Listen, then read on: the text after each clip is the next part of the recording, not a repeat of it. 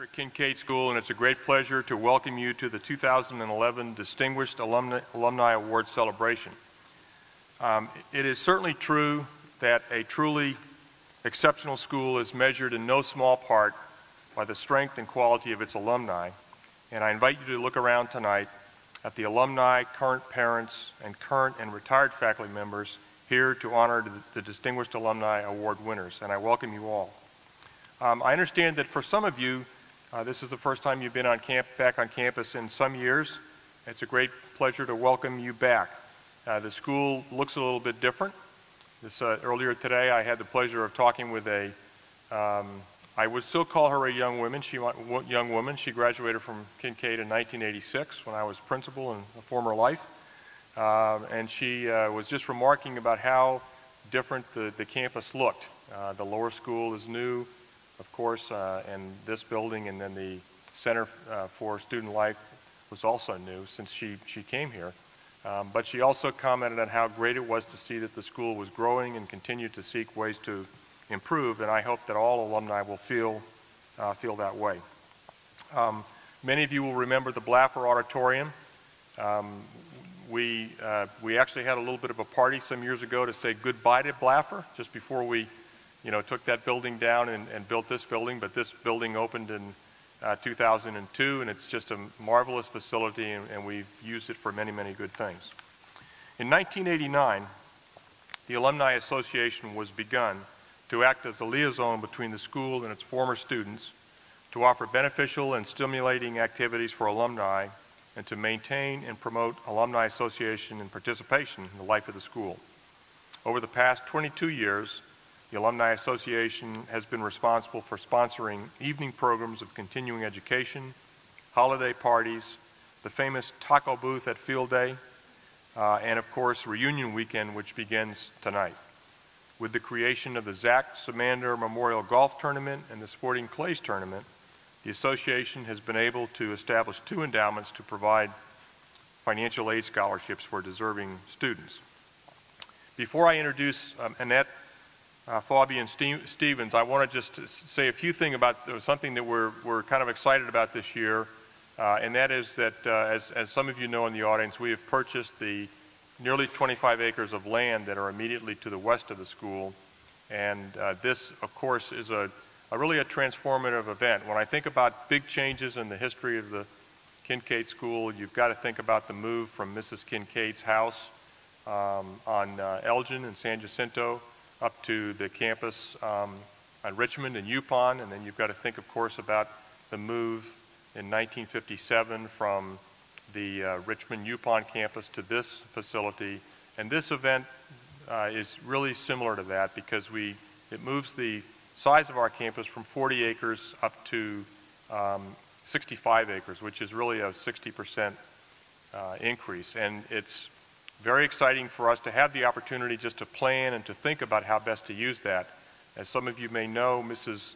Milby, who is the matriarch of the family, has been on that land, and her family's been on that land for 70 years. And she's a remarkable woman and will stay on the property as long as she wants to. And so we have the gift of time to do some thinking about what we want to do, but it will be a great excitement and pleasure for us to think about that, and it will change the future of the school, it will impact the future of the school, and ensure that Kinkaid remains a preeminent day school in the Southwest and indeed in the country.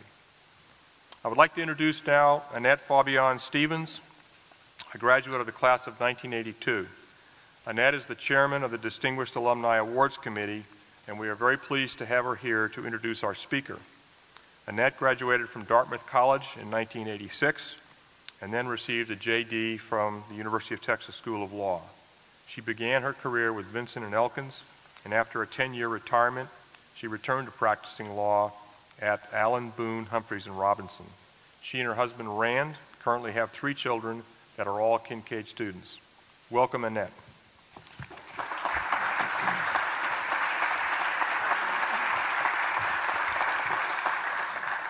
Thank you, Don. The Distinguished Alumni Awards were established in 1990 by the Alumni Association to honor outstanding alumni and non-alumni friends for their service to the school and the community. This award celebration is the highlight of each year's activities. I had the privilege this year of being part of the committee, reviewing the nominees, and selecting this year's recipients. As usual, it was a daunting but highly enjoyable task. Tonight, we are honored by the presence of many past winners of these awards. If you would, please stand and be recognized. The 1995 Distinguished Young Alumnus, Robert Baldwin, class of 1977. Robert, where he is. 2003 Distinguished Honorary Alumnus, John Gurman. I know he's here, and welcome to stand again for another round of applause. 2005 Distinguished Alumnus, Charlie Sanders, Jr., class of 1954. I know Mr. Sanders is here. Great. And are there any other winners here tonight who are present? Please stand and be recognized as well. No other volunteers? There's somebody here. Caro Gurman? There we go.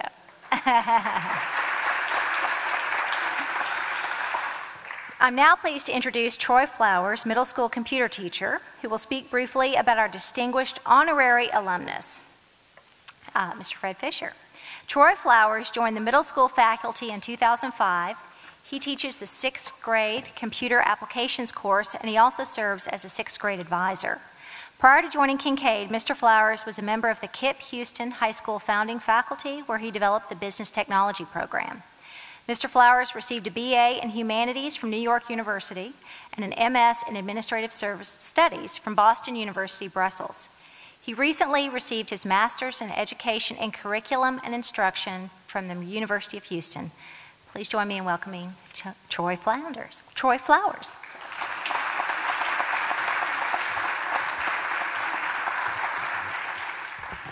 Thank you. Good evening. Earlier this week, I asked our 6th grade computer students to produce a personal letter addressed to this year's distinguished faculty member, Mr. Fred Fischer. For this assignment, I asked our students to accomplish the following: define from their perspectives the qualities of an excellent teacher, express from their perspectives how our distinguished faculty member, Mr. Fred Fischer, demonstrates these qualities of excellence, and discuss one of the most important lessons that they have learned from Mr. Fischer. I was both impressed and touched by the thoughtful, meaningful letters that our 6th grade students produced, and I would like to share one of these letters with you this evening. The letter reads, "Dear Mr. Fischer, I am writing this letter because you have been very important to me in the 6th grade, and I wish you would stay. Seeing you in stars and seeing you in the hallway always brightened my day. I really enjoyed all of your helpful advice. Thank you for having such a great impact on me as a person. An excellent teacher is one who is there to help their students. You aren't there just to get through the day, but you really want to help your students learn. And you like to learn new things as well. I learned many things from you. I learned that a role in a play doesn't have to have the most lines to be the most important. I know that this lesson will help me throughout my life. I have also learned that teachers can be fun and friendly. I will always remember the day that you hung the sign on your classroom door that announced that the missing Kinkaid squirrel had returned to our campus. That was really funny. It is because of what you do, and not just what you teach, that I am inspired to be an excellent student, Mr. Fischer.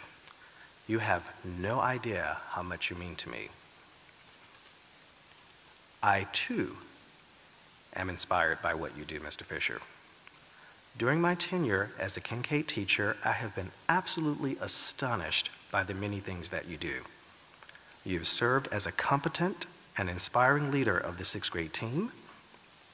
You have coordinated and led the 6th grade Tiptimo Ranch, ensuring that every detail of this important experiential learning adventure was attended to. You have used your creative genius to produce original and entertaining dramatic performances. You have provided support and guidance to both new and experienced teachers.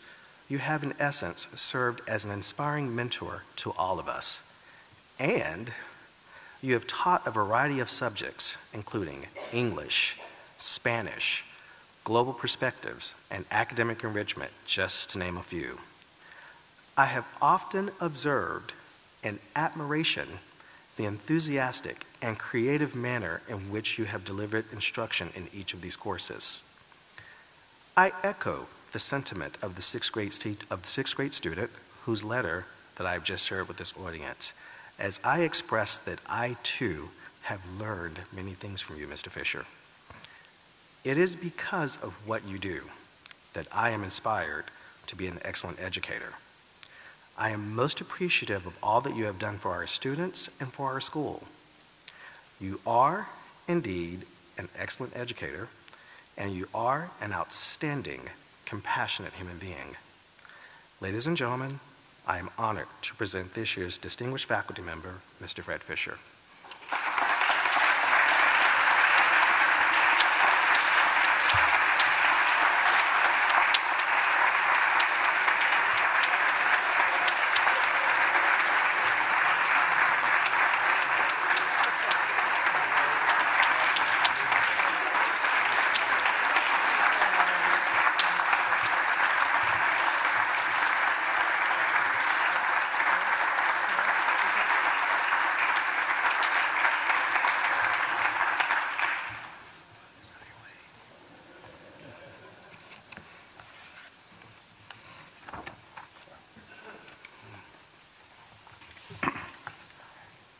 Good evening.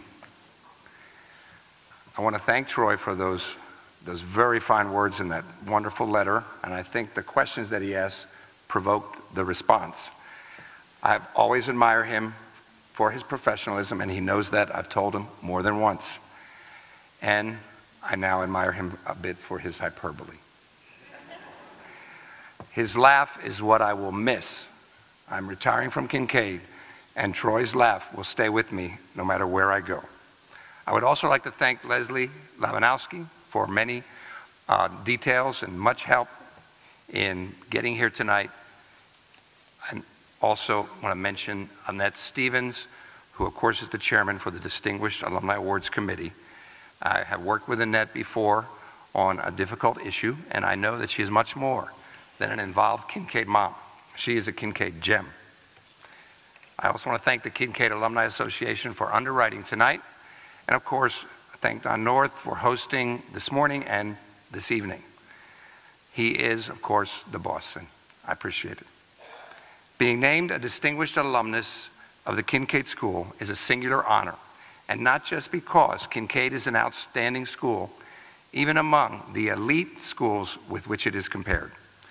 Kinkaid, of course, has a high-powered academic curriculum and program, an engine that propels students to some of the finest universities in the United States. But it is much more than the end result of a Kinkaid education that makes this honor so special for me. You can be sure that I've heard very many compliments about Kinkaid, especially from visitors that I've entertained as part of the admissions program. I have given tours to many first-timers, and the most common compliment I've heard is that Kinkaid is like a small university. Still, this beautiful physical plant on now 65 acres is simply the backdrop for our wonderful program. And it's not the essence of a non-Purell education that we get from Kinkaid. I would also maintain that what makes Kinkaid what it is not simply the triple threat A's of the arts, the athletics, and the academics that make up a formidable framework, but they do not make the school what it is. They fulfill the vision of our school's founder, but they do not make this award the honor that I feel it is. Make no mistake about it, you are Kinkaid. Or as I would say to my Spanish students in the middle school, ustedes son Kinkaid. Now, it's not a very grammatical sentence with a plural subject and a singular complement, but I truly believe that we are a group of constituencies dedicated to our youngest members, some as young as 4 years old. and that we embrace a system of values that are inculcated at home and at school. We share these core values. We all do. Not too many years ago, a group of wise Kinkaidians selected the 4 core Kinkaid values, teaching values, and they are taught overtly at school and applied in countless instances in the classroom, on the athletic fields, in the hallways, to make points with students, to determine curricular decisions, and to dictate disciplinary consequences. These values, which of course are inscribed on the floor of the Center for Student Life, Fine Arts, and Administration, are the 4 teaching values at Kinkaid: respect, responsibility, honesty, and kindness. Tonight, I would like to put forth the notion that another value, not necessarily a teaching value, has provided Kinkaid with important formative impetus, moral stability, and crucial school unity. I'm talking about courage. And I'd like to define courage by splitting it into 3 types. The first type of courage was embodied by Mrs. Margaret Kinkaid, the courage of a visionary, someone who had the dream and the boldness to pursue it in the face of opposition, roadblocks, and even probably personal fear. I have often wondered if the stuttering start of the Kinkaid School in the years from 1904 to 1907, if during that time Mrs. Kinkaid had doubts about the audacity of her plan. It seems clear that she was well connected and well respected, but she must have been a risk taker to start with nothing and forge a high-powered educational institution. The person with whom I can most readily relate to, who was a contemporary of Mrs. Kinkaid, was my own paternal grandmother, Sarah McCann McGee, who coincidentally arrived in the United States from Scotland during the official founding year of Kinkaid of 1906 at 16 years of age. When I was growing up, my grandmother liked to tell us that when she got to the United States, it was closed. It was July 4th, 1906, and she had to sleep on a bench at Ellis Island. According to what I've seen at the archive site, she was penniless when she arrived in this country, but she did have a railroad ticket, and over the course of the next 15 years, with much hard work and Scottish thriftiness, she saved and brought to the United States her mother and then her 2 brothers. She too realized the dream of betterment for her family. And of course, I was one of the results. The Kinkaid School thrived at this time, and during the First World War, the students demonstrated their patriotic fervor daily with songs and donations and visits by veterans. Long before the Pledge of Allegiance became officially recognized, Kinkaid students recited it from memory. Mrs. Kinkaid continued to pursue her vision and began some of the signature elements of our school: special after-school programs in the arts, later foreign language classes and debate, sports like 6-man football, and she continued to shape her dream, even when it meant dealing with great change. She first raised her house and had a new first floor installed, and then moved the school to a larger site before the Great Depression began. There are few hard facts recorded about how Mrs. Kinkaid dealt with this terrible economic time, which apparently did not affect Houston in as dire a fashion as in other parts of the country. In describing those years, my own grandmother used the only vulgarity that I have ever heard escape her lips. She would say, "Freddie, my boy," in her Glasgow accent, "we didn't have a pot to pee in." Scots are not given to euphemism. Now, Eastern boarding schools were too expensive for some Houston families during the Depression, and so Kinkaid received new admits and soon had its very first high school graduating class. And some of these students were about to go to war. The second kind of courage I want to mention was alluded to by the lyricist Yip Harburg when he put the following words in the mouth of the cowardly lion. "What makes the dawn come up like thunder?" He was referring to the notion of courage as pure valor. And I want to mention right now in public the names of the Kinkaid alums who perished in the war. James E. Anderson, Jr., John Winston Booker, Fred Borsatti, William Stamps Farish, Jr., Lamar Fleming III, A. Ryland Howard, Gaither L. Jones, Jr., Dick Mayo likes, Gerald Kid Perkins. One example of these men was James E. Anderson, a fighter pilot that went down in the North Atlantic in 1942. The last report about him from his gunner was that he was seen clinging to a lifeboat, but he was never seen again. These men demonstrated great courage in fighting for their country. From the Korean and Vietnam War eras, James Randall Harrell, Philip Thomas Smith. I must digress chronologically to mention the courage of Kinkaid alum Charles Eric Escher, who graduated from Kinkaid with my daughter in 1998. Charlie will become a lieutenant commander in the U.S. Navy in the next few months, and his service to our country demonstrates special valor. In flying over 400 missions in carrier-based aircraft, including 60 combat missions, Charlie has seen service in Iraq, in Afghanistan, and in Somalia. One of his sorties lasted 9 hours, and he has made more than 150 carrier landings at night. To me, that sort of courage is not just spine-tingling, it's hair-raising. And with the current chair of the Distinguished Alumni Committee being present here tonight, I would like to respectfully recommend that Charlie Escher be considered for recognition at a future time, and that his service be now recognized by us.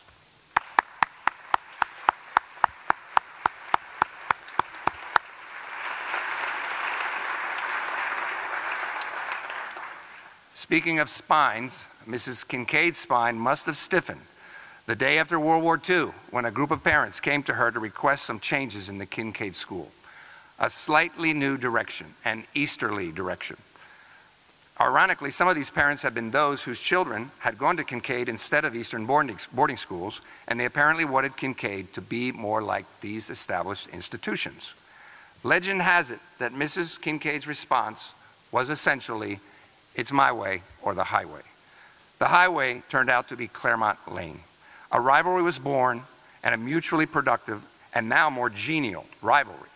As a personal aside, I would mention that the amount of imitation that I've seen in my time at Kinkaid from Claremont Lane, to me, I don't think they were ever rebels, and I don't think they're mavericks either.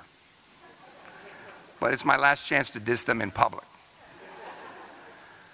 The third category of courage I would like to mention has to do with the daily perseverance to do what is right, in the face of opposition, of peer pressure, even in the face of fear. In the late 1950s, Harper Lee took almost 3 years to write To Kill a Mockingbird. The strong theme of courage in that book attracted my attention when I read it in 8th grade, and we went as a class to see the movie that had just been released. When the lead character of Atticus, played to universal acclaim by Gregory Peck, models courage for his children, it is of course during dramatic showdowns, but also during quiet family scenes. When he doffs his hat in the style of a Southern gentleman to the morphine-addled and foul-mouthed Mrs. DuBose, Scout muses. It was times like these when I thought my father, who hated guns and had never been to war, was the bravest man who ever lived. For me, this kind of courage was embodied by my own father, Ferdinand Joseph Fischer, who around the same time the future families of St. John's were founding their school, entered the Philadelphia police force as a foot patrolman. In an almost 25-year career, my dad rose through the ranks to become second in command in the city of Philadelphia, and as deputy inspector was in charge of 1,200 men. Many times, our meals or weekends were interrupted by calls to duty, sometimes in the middle of the night, when a homicide occurred or a local celebrity or a miscreant police officer was arrested.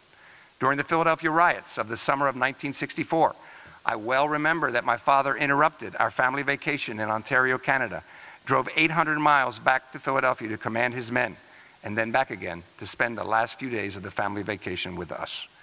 He dealt often with the dregs of society, but he never became a person that discriminated, although it was fairly common for law enforcement members to do so at that time. His job pressured him immensely, but he never complained to us, his children. While on duty, he died of a heart attack, undoubtedly due in part to the stress of his job. And so, in the 8th grade, I read Mockingbird, and my father was Atticus Finch. Atticus Finch was my father. Now, let me state publicly that this is the kind of courage that successful teachers model. teachers that insist on correctness and preciseness, teachers that love their students so much that they will not accept inferior work, teachers who are innovative risk takers and avoid routine, who demand the best, the intellectual best, the passionate best. I would like at this time now to mention my personal Mount Rushmore of Kinkaid teachers, all of whom I got to know to one degree or another in my time at Kinkaid.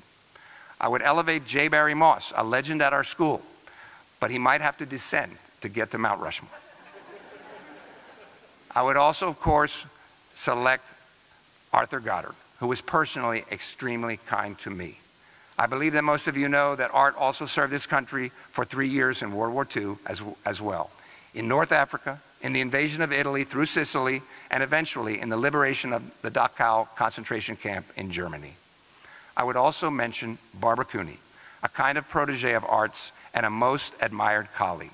Barbara, you are a teacher's teacher. Finally, I see a man up there on my Mount Rushmore who is wearing, I don't know whether to say a flagrantly shameless tie or a shamelessly flagrant tie.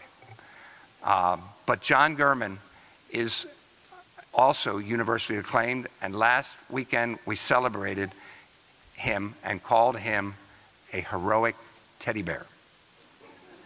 When Don sent us an email in January and to announce John's retirement, he said in typical Don North fashion that it was not within the scope of his email to outline all the contributions that John Gurman has made to this school.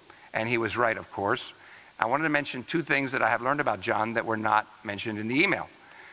A lot of people don't know that John, for many years, supervised the fantasy baseball league, the hot stove league in the high school, which meant that he had to keep track of all the statistics, endure all that trash talk for many years, and all with the invention of that long wooden item that has a pink delete button on the end. That was his technological help.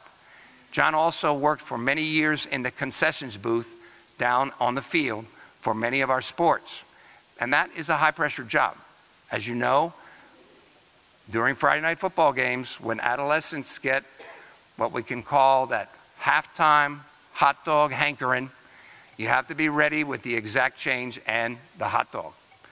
So John was our original Wiener Fellow.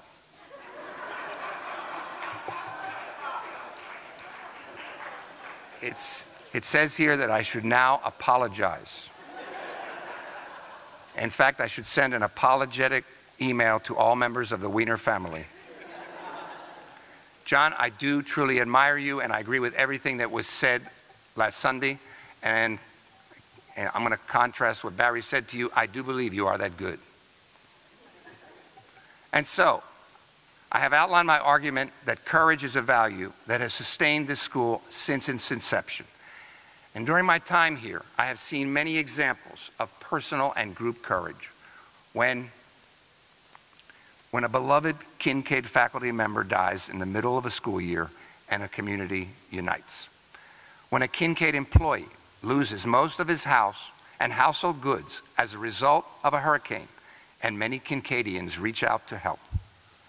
When a second grade teacher rushes forward to perform the Heimlich maneuver on a choking student in the gymnasium. When an upper school student ends up parentless and is taken in by a Kinkaid administrator and his family. When a terrible act of vandalism is visited on our upper school and a just compensation and consequence are found. When a middle school student loses his mother while she's waiting for a transplant, and his family receives the full support of our Kinkaid family.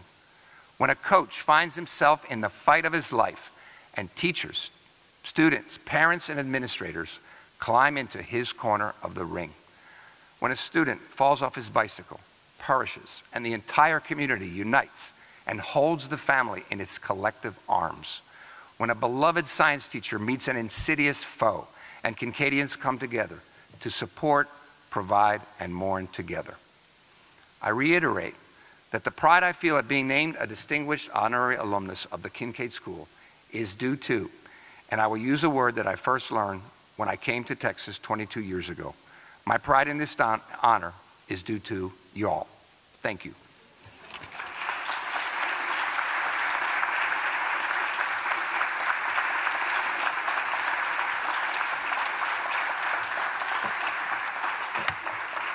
Thank you, Fred. Enjoyed that. Our next honoree is Katherine Susman Howe, class of 1964, and here to introduce her is her daughter, Kate. Katherine B. Howe graduated from Kinkaid in 1995 and went on to get her BA from Columbia. She is currently completing a PhD at Boston University and is the author of the New York Times best-selling novel, The Physic Book of Deliverance Dane, which has been translated into 23 languages. In the fall, she will appear on the National Geographic Channel and the BBC, hosting a special on witchcraft in Salem, and will be offering a class on historic fiction at Cornell. Her next novel is scheduled to be released in 2012. Please welcome Katherine Howe, class of 1995.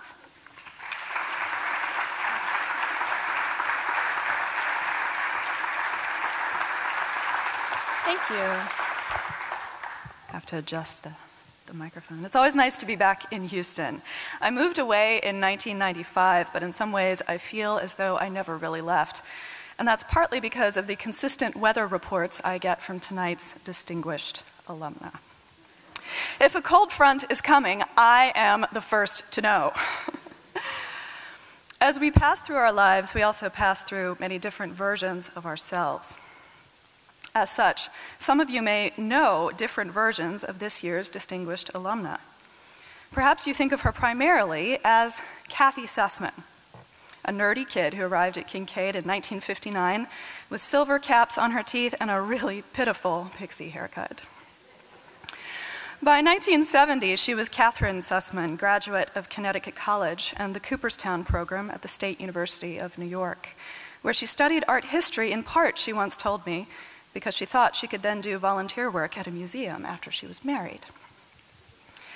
In 1971, Katherine Susman became Katherine Howe when she moved back to Houston to marry her Kinkaid classmate, George. She landed first at the Rice University Library, where I'm under strict instructions not to make a joke about how she was told during training on the new Xerox machine not to worry because the green light would not harm pregnant women. She then worked as an assistant editor at the Journal of Southern History before joining the staff as associate curator at Bayou Bend. And here's where it starts to get interesting. She co-authored a book on the Gothic revival style in America, which is still on the reading lists of PhD students in American art at the ripe old age of 30, thereby making us all look bad. Thanks, Mom. She went on to join the Museum of Fine Arts Houston, which as a child, incidentally, I thought was called the Muffa, because that's the way she pronounced it at home, in 1976, where she was instrumental in the establishment and growth of their new decorative arts department. While there, she has won copious grants from the National Endowment for the Arts and the National Endowment for the Humanities in support of award-winning exhibitions such as Herter Brothers, Furniture and Interiors for a Gilded Age, which won the Henry Russell Hitchcock Award for Best Contribution to 19th Century Studies in 1994. She spearheaded the location and acquisition of a wooded landscape in 3 parts, which is one of the most sterling examples of a Tiffany window on view in any public collection in the world, and which has served as a signature image for the MFAH since it entered the collection in 1998. Which brings us to the version of Katherine Howe, whom most of you know today, an art historian at the very top of her field. She was tapped to direct Rienzi, the European Decorative Arts Museum that came into existence under her leadership in 1993, which has expanded the reach of the MFAH in both its collections and in its involvement in the wider Houston community. And because that wasn't enough to keep her occupied, she was next chosen to establish and direct the Brown Foundation Fellows Program at the Dora Maar House in Manerbe, France, beginning in 2007. A residential program designed to nurture and support artists and writers, thereby contributing to the future of our cultural life as much as she has studied its past. So please join me in honoring and welcoming this year's distinguished alumna, whom you know as art historian, author, leader, Kinkadian, and friend, and yet whom I know primarily as a weather reporter, and the woman who quite literally made me the woman I am today, and not just because we have the same name. Ladies and gentlemen, I'm very honored to introduce this year's distinguished alumna, Katherine Susman Howe.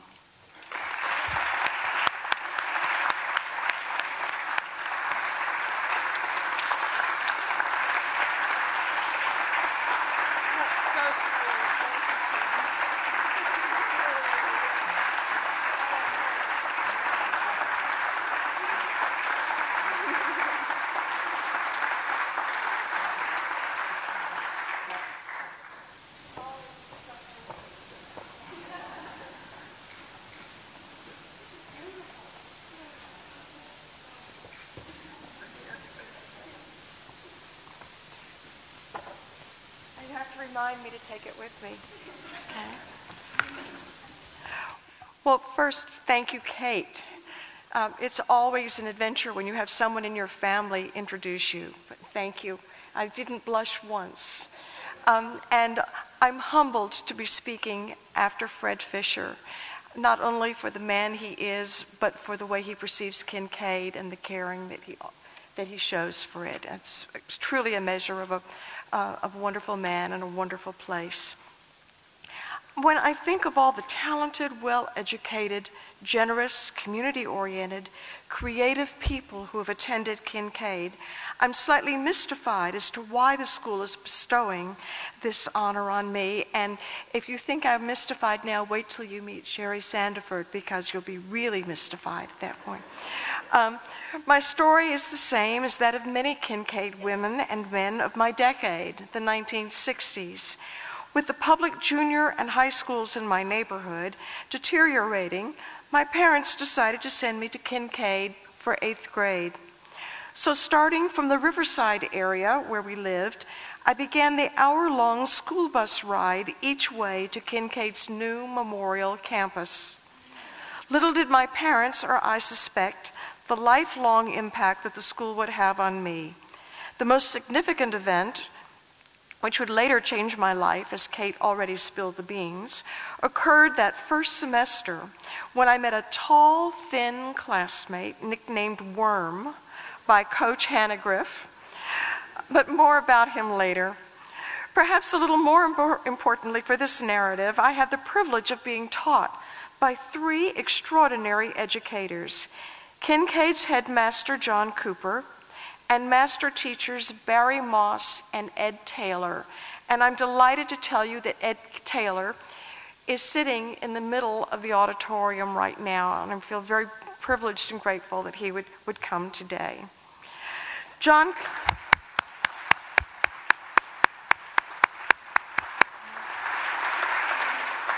and more about him later too. John Cooper, who must have seen some promise in this awkward 8th grader, and awkward is an understatement, set a remarkable example of honor, dignity, and integrity for all Kinkaid students. An inherent mutual respect existed between him and the students, which I think was in part, well, for several reasons. One was that he was aided by the fact that with one piercing look, he could scare the socks off of anyone. And you who were there remember this. And he seemed to have proverbial eyes in the back of his head.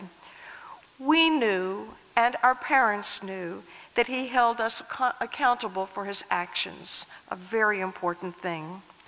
The second person is familiar to many of us and has already been cited once this evening. The legendary philosophy teacher and debate coach, for us, very important, and of course, philosophy teacher, Barry Moss. Barry, with his enigmatic chuckle and a roaring laugh, taught us to read critically, to write well, and to question, question, question. Barry, above all others, prepared us for college and sent us off with the gifts of critical thinking and love of the written word. But for 5 women, Bonnie Brickens Ledbetter, Betty Burke Clyburn, stick your hand up, Betty, okay, Betty Austin Page Henderson, Ruth Reitz Barney, and me, he did much more than that. He was our debate coach. Along with an outstanding boys team, Mark Shapiro was one of the boys, for those of whom you know, may know him. The 5 of us were chaperoned by Ruth's mother, who drove us to seemingly endless numbers of debate tournaments in Texas and Louisiana in a huge fish-tailed Cadillac. You can imagine this in the day. She's a wonderful woman. And we became weekend warriors for the Kinkaid debate team. In a period when Texas women were encouraged to defer to men in the classroom as well as in life, Barry encouraged the 5 of us to speak out. We're still speaking out, much to the chagrin, I suspect, of some of those around us. We won our share of trophies, but most of all, we learned to have confidence and to speak for ourselves. To this day, the 5 of us on this team retain that same spirit and remain friends. Lastly, there is Ed Taylor, who taught AP American and European history at Kinkaid for just 4 years. And it caused me to think that from 1962, when you joined the staff here, to 2012, there have been only 2 AP history teachers in the history of Kinkaid School. Incredible, incredible.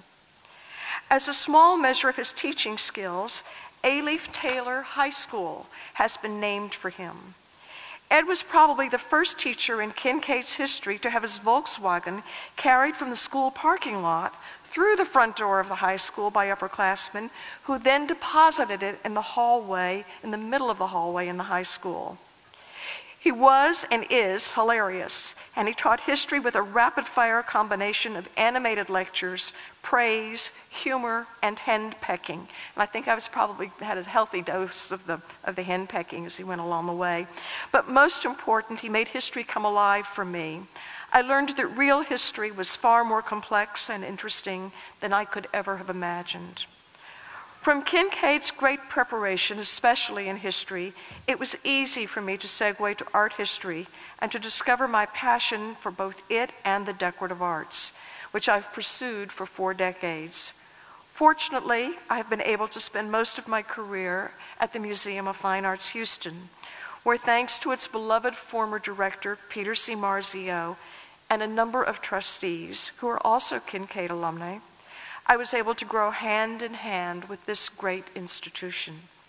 How ironic it is that I should become the director of Rienzi, a residence and European decorative arts collection created by 2 Kinkaid alumni, Carol Sterling Masterson and Harris Masterson III.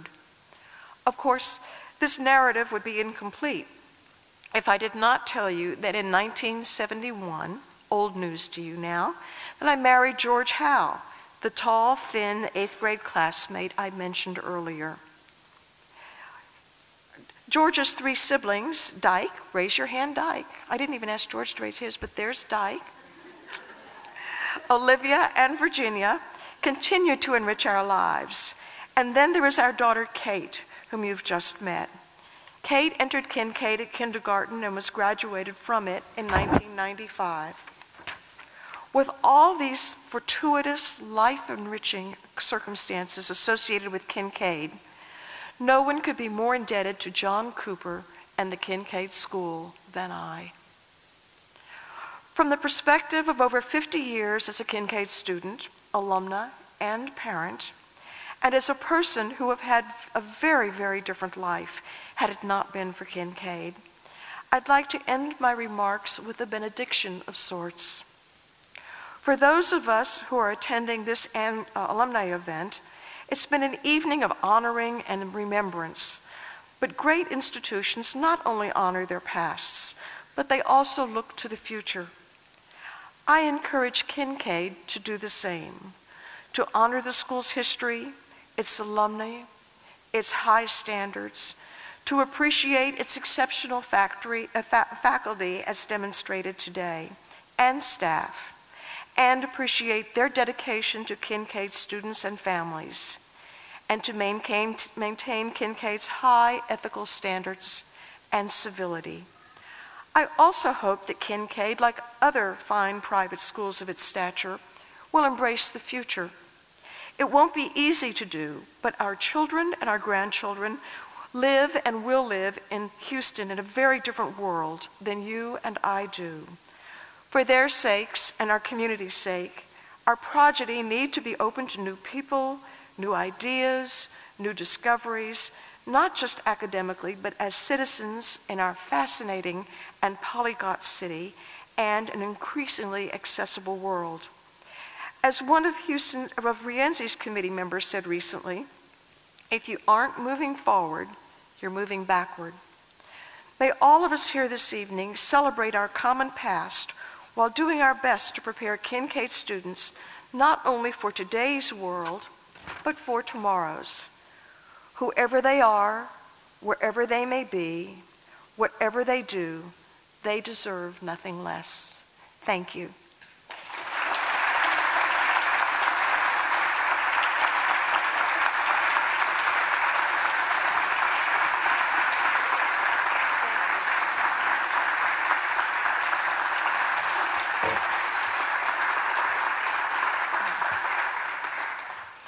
Thank you so much, Katherine. We enjoyed that. Our next honoree is Distinguished Young Alumnus, Dr. Sherri Sandifer. I had the pleasure of hearing Dr. Sandifer address the Upper School Assembly this morning, and I know everyone will look forward to hearing from her. Here to introduce her to you tonight is her sister, Vivian Sandifer Dorsey. Vivian Sandifer Dorsey has been employed at the UT MD Anderson Cancer Center for 14 years. She is nurse manager of the Clinical and Translational Research Center, the primary focus of which is the implementation of Phase 1 clinical trials and oncology research. She earned her Bachelor of Science in Nursing from Vanderbilt University and MBA from Texas Women's University. She has 28 years of nursing experience and is certified in oncology. She is active in several professional nursing organizations as an active member of St. Matthew's Lutheran Church. Please join me in welcoming Vivian Sandifer Dorsey to the podium.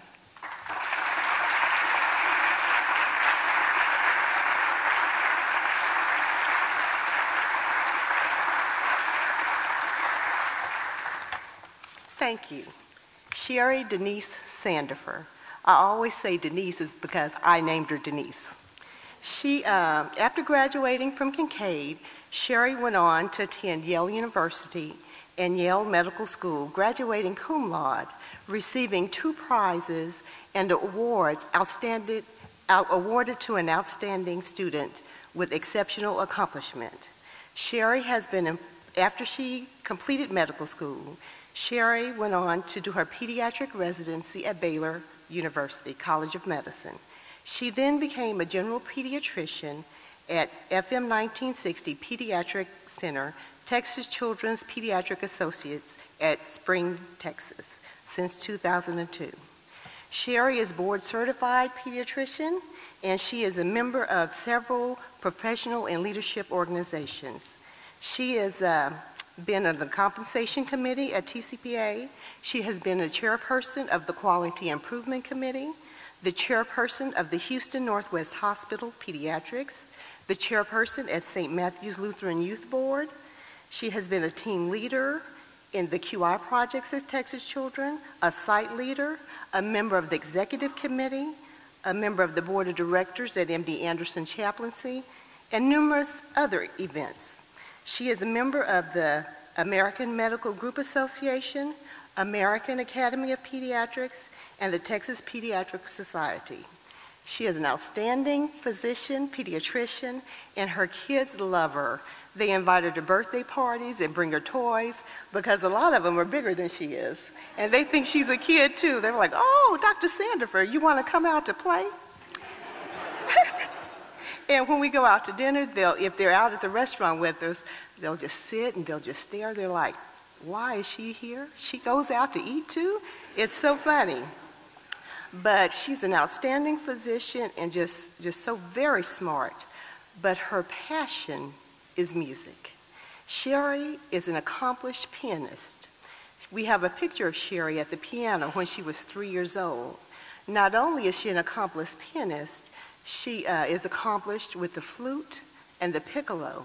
She was in the Houston Junior Symphony, first chair. And she, when she went to Yale, she was a member of Shades, an organization, a choir, and she's had the honor of singing for Ossie Davis and Ruby Dee. She is very accomplished, and one of her greatest accomplishments is she now has a CD out. It's called Love Revolution. This CD was produced by Drew Castro in Atlanta, Georgia, and he is a Grammy Award-winning producer who's worked with India.Arie and Alicia Keys. The greatest accomplishment is her single, Don't Call Me, reached number 3 on the Billboard Hot R&B Hip Hop Singles Sale chart the week of April 30th, 2011. We are very excited that she has had the opportunity to do numerous radio interviews and tours to promote her CD. Sherri is accomplished, she's disciplined, she's dedicated, exemplifies excellence, and has compassion. It is with great privilege that I present to you this distinguished young alumni, Sherri Denise Sandifer.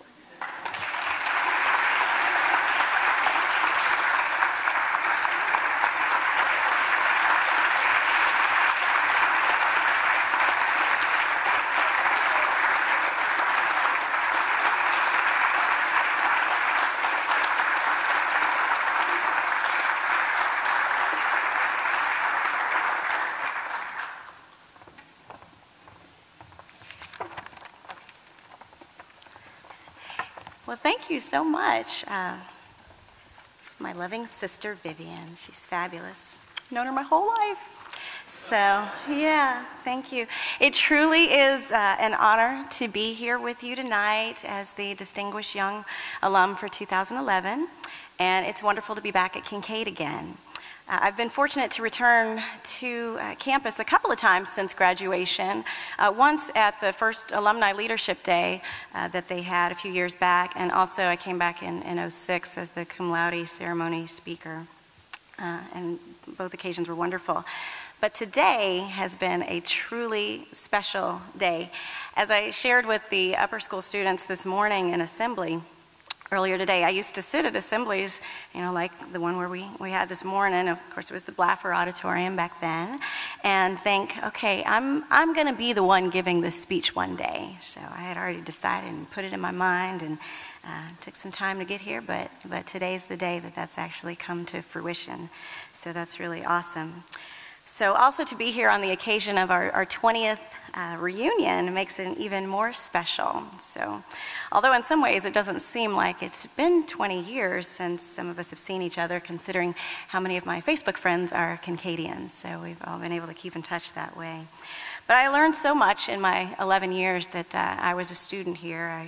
I told the students this morning how I remember my first day in second grade when my mom dropped me off, and I had, pigtails all perfectly aligned, and I had my books together, school supplies, and I was all elbows lotioned up and everything, and she said, just do your best. And that's what I always tried to do each day that I was here, to make the most of every opportunity, and there certainly were a lot of fantastic opportunities, and I will always be grateful to her and to all of the faculty, to the headmaster at that time, Glenn Ballard, who really took me under his wing. There are a lot of people who helped get me to where I am today. So I'm thankful to have this opportunity to officially say thank you to everybody in the Kinkaid community who has been so supportive of me over the years.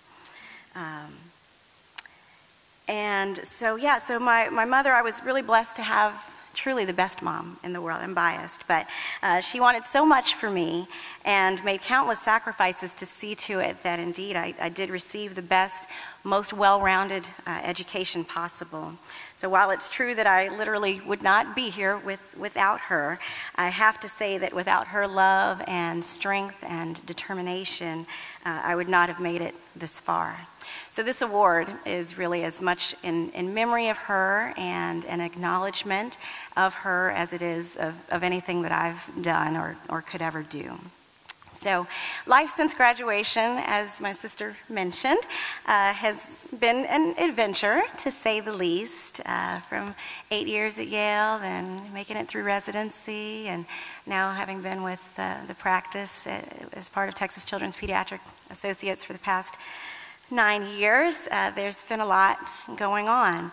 But it's especially busy right now that I'm not only a pediatrician full-time, but by day, and also R&B recording artist by night. It's a little crazy. I know it's a lot to kind of get your head around that. There's not a lot of people probably doing that, but that is what has been my calling, and I accept it fully, and I'm going to run with it. So it's been an amazing thing to be able to balance my life. Finally, I feel like I'm getting closer and closer to getting it just right.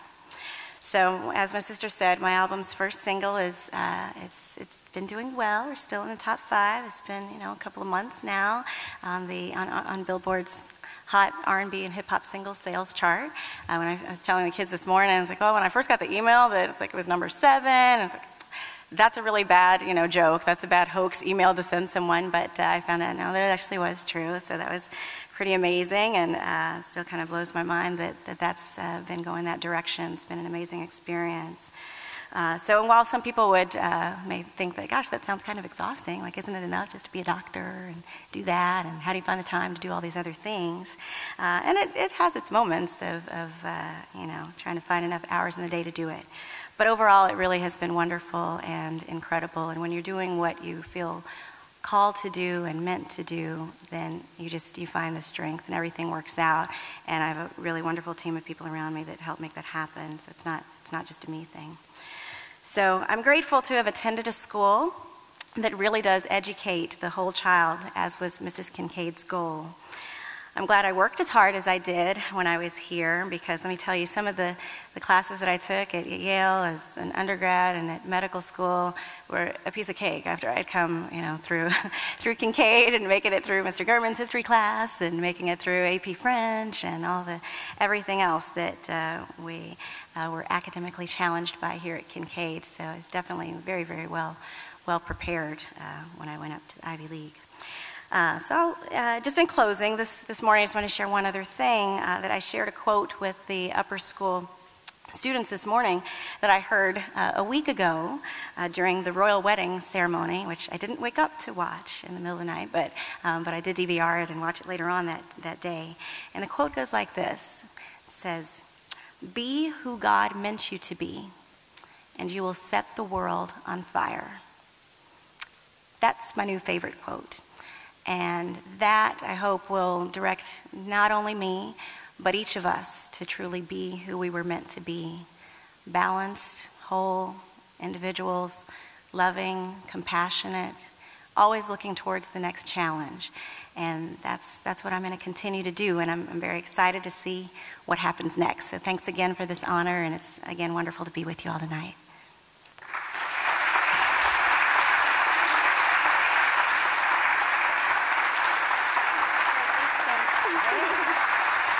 All right.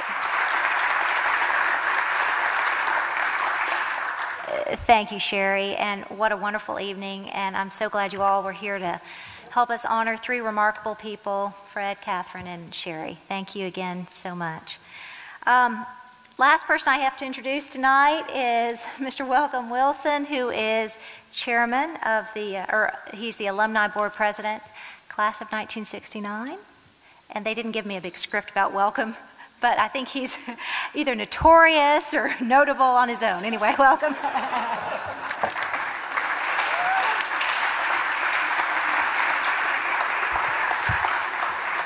I'm glad she didn't use infamous in the description. Thanks, Annette. Please join me for a moment in congratulating our senior alumni award recipients, Jesse Steinmetz and Marshall Woodard.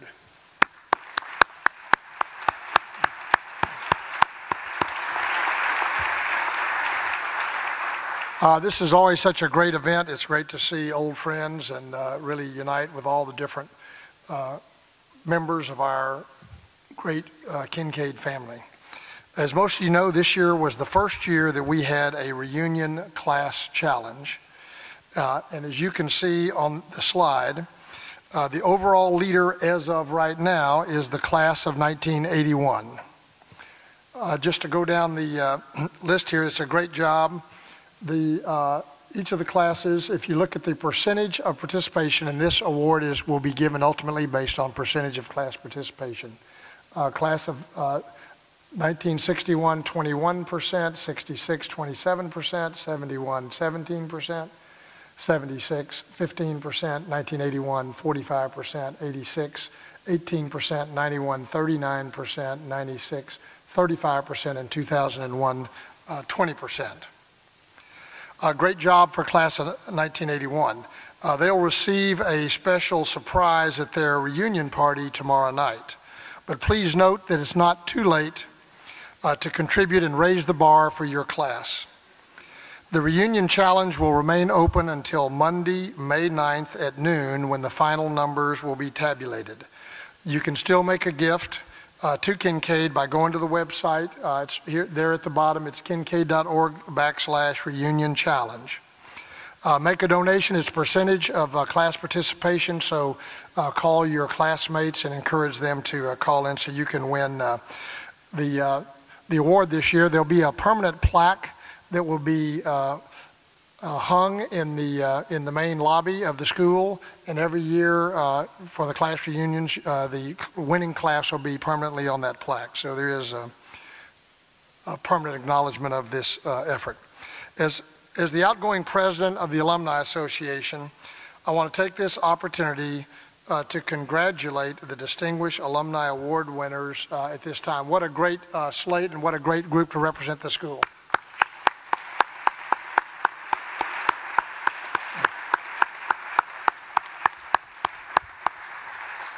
I would also like to thank all of our board members who have made this year an outstanding success.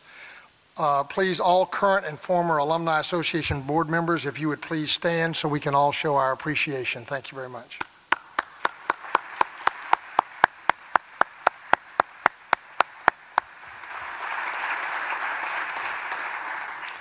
And thank you for your attendance tonight and your support of these great honorees. And now, as a special treat, I would like to close the program with asking Sherri to come up back on stage and sing her latest single.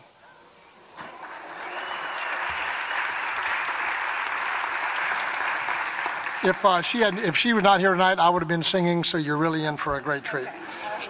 Please join us after her performance in the lobby to continue the festivities. Thank you.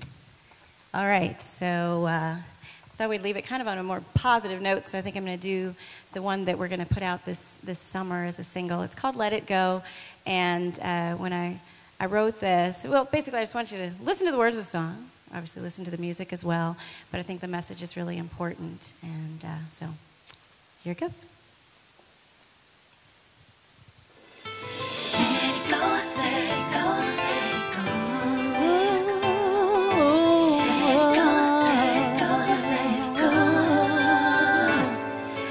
Every time that I look in the mirror, I'm loving what I see.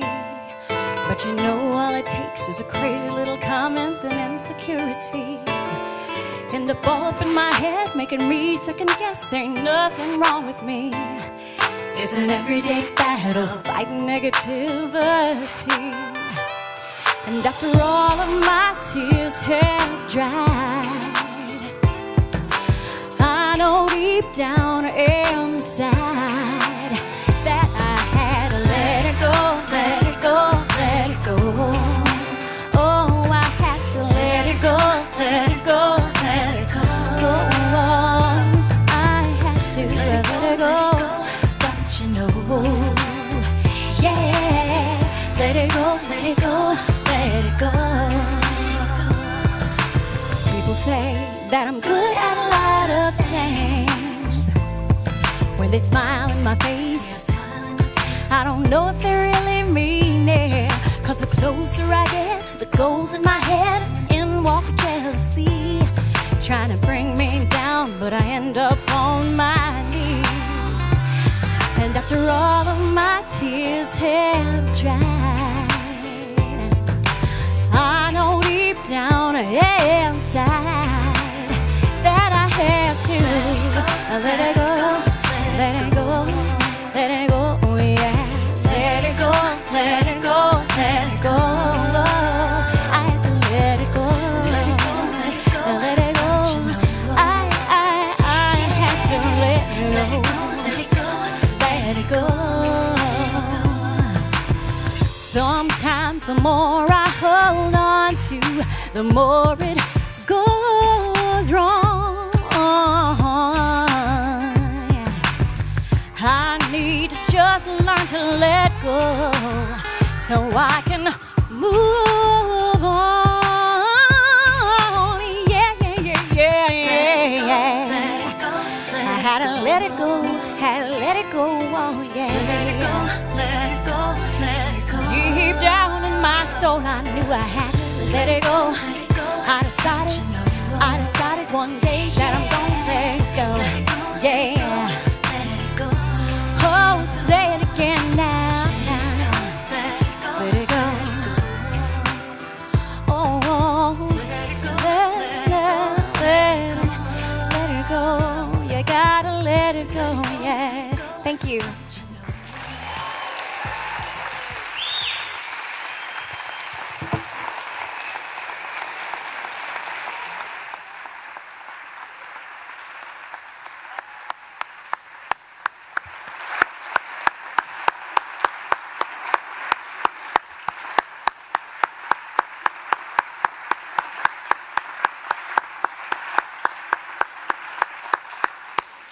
Thank you, everybody. If you can join us all back in the lobby, we can continue on. Thank you.